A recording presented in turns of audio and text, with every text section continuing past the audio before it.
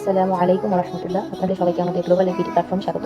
তো আজ আমি আপনাদেরকে দেখাবো কিভাবে আপনারা গ্লোবাল লাইফ প্ল্যাটফর্মে অ্যাকাউন্ট রেজিস্ট্রেশন করার পরে অ্যাপসটাকে আপনাদের হোম স্ক্রিনে আনবেন অথবা কিভাবে আপনার ফোনে এটা ইনস্টল করবেন।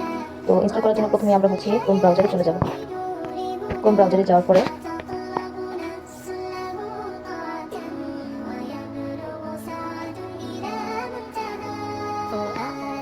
ক্রোম ব্রাউজারে আসার পরে এখানে আমরা গ্লোবাল লাইফ লিখে সার্চ করব। তো এখানে সার্চ করার পরে এখানে আমাদের সামনে এরকম একটা শো করবে, দেখা ওয়েবসাইট শো করবে এখানে।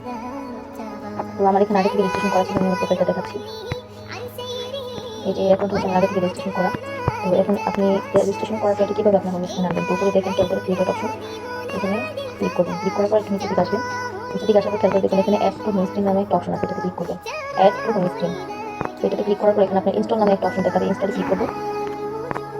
করার পর আমরা এটা ইনস্টল করে দেবো এখান থেকে। তো অ্যাপসটা আমাদের এখানে ইনস্টল হচ্ছে।